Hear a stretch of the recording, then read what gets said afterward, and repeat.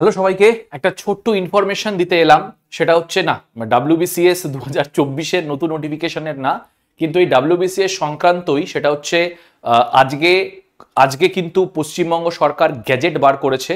সেই গ্যাজেটে কিন্তু বলা হচ্ছে যে একটা নতুন পদের কথা, ঠিক নতুন পদ বলবো না, প্রমোশনের মাধ্যমে বা যারা আগে ইন্সপেক্টর অফ এক্সাইজে চাকরি করতেন তারা কিন্তু ডাইরেক্টলি তারা রিক্রুট হতে পারেন অ্যাসিস্ট্যান্ট কমিশনার অফ রেভিনিউ পদে। আজকে কিন্তু এই গ্যাজেটটা চলে এসছে, রাজ্যপাল অলরেডি কিন্তু এটিকে সই করে দিয়েছে। এবার এই অ্যাসিস্ট্যান্ট কমিশনার অফ রেভিনিউ কারা কারা হতে পারবে জাস্ট তোমাদেরকে ছোট্টভাবে বলে দিই। এই যে 2 নম্বর পয়েন্টটা তোমরা দেখছো, 2 নম্বর পয়েন্টটায় অনেক কনফিউজিং ভাষায় লেখা আছে, বাট যতটা সম্ভব আমি তোমাদেরকে ইজি ভাষায় বোঝানোর চেষ্টা করছি। তো এখানে বলা হচ্ছে ইন্সপেক্টর অফ এক্সাইজে যারা ডাইরেক্ট রিক্রুট হয়েছে, মানে WBCS গ্রুপ সির মাধ্যমে যারা ডাইরেক্টলি ইন্সপেক্টর অফ এক্সাইজে রিক্রুট হয়েছে, তারা যদি 6 বছর ইন্সপেক্টর অফ এক্সাইজ পদে থাকেন তাহলে কিন্তু তারা অ্যাসিস্ট্যান্ট কমিশনার অফ রেভিনিউ হতে পারবেন।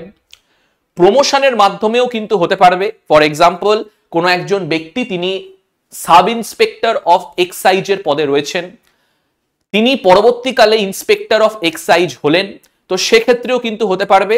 কি করে হবে? Sub inspector of excise, inspector of excise যদি তিনি প্রমোশনের মাধ্যমে হন, মানে একজন সাব ইন্সপেক্টর পরবর্তীকালে ইন্সপেক্টর হয়েছে, তো টোটাল তাকে কিন্তু 8 বছরের জন্য সার্ভিস করতে হবে, যার মধ্যে অন্তত 2 বছর যেন তিনি ইন্সপেক্টর অফ এক্সাইজ থাকেন। তাকে প্রমোশন পেতে গেলে অ্যাসিস্ট্যান্ট কমিশনার অফ রেভিনিউর অফিসে।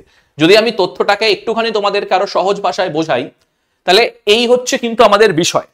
তাহলে যারা ইন্সপেক্টর অফ এক্সাইজ রয়েছেন পশ্চিমবঙ্গ সরকারে, তারা যদি ডাইরেক্টলি রিক্রুট হতে চান তাহলে কিন্তু তাদেরকে 6 বছরের জন্য সার্ভিস করতে হবে, তাদেরকে 6 বছরের জন্য অন্তত সার্ভিস করতে হবে। এবং যদি প্রমোশনের মাধ্যমে কেউ পেতে চায় অ্যাসিস্ট্যান্ট কমিশনার অফ রেভিনিউর অফিস, তাহলে তাদেরকে sub inspector of excise, inspector of excise পদে থাকতে হবে 8 বছর, দুটো মিলিয়ে, যার মধ্যে অন্তত যেন 2 বছর তিনি ইন্সপেক্টর অফ এক্সাইজের পদে থাকেন। কিন্তু মাথায় রাখবে যে এখানেও কিন্তু পশ্চিমবঙ্গ সরকার পুরোপুরি বলে দিয়েছে it is also subject to availability, যে অ্যাভেলেবিলিটি সিট কটা রয়েছে, ভ্যাকেন্সি কি রয়েছে তার পরিপ্রেক্ষিতে করা হবে। যতদিন না এই ইমপ্লিমেন্টেশন হচ্ছে, কারণ এটা শুধু গ্যাজেট, এটা কিন্তু এখনো লাগু হয়নি, যতক্ষণ না এই নোটিফিকেশনটা ইমপ্লিমেন্ট হচ্ছে ততক্ষণ যিনি ইন্সপেক্টর অফ এক্সাইজ পদে রয়েছেন তিনি যদি 3 বছর সার্ভিস করেন তাহলেও কিন্তু তিনি অ্যাসিস্ট্যান্ট কমিশনার অফ রেভিনিউ হতে পারবেন, যতদিন না লাগু হচ্ছে। এবং তার সাথে সাথে কিন্তু এটাও বলা হচ্ছে যে এই যে প্রমোশনের অ্যাসপেক্টটা, এটা কিন্তু প্রত্যেক 5 বছর অন্তর অন্তর আপডেট করানো হবে। তো এই ছিল তোমাদের একটা ছোট্ট ইনফরমেশন দেওয়া, বেশি কিছু না। তো এই যারা অ্যাসিস্ট্যান্ট কমিশনার অফ রেভিনিউ হতে চাও তারা কিন্তু ডাইরেক্টলি তোমরা হতে পারবে ইন্সপেক্টর অফ এক্সাইজের পদ থেকে 6 বছর চাকরি করলে, এবং সাব ইন্সপেক্টর এবং ইন্সপেক্টরের পদে 8 বছর চাকরি করলে, যার মধ্যে 2 বছর তোমাকে ইন্সপেক্টর অফ এক্সাইজে থাকতেই হবে। তো এই ইনফরমেশন ছিল।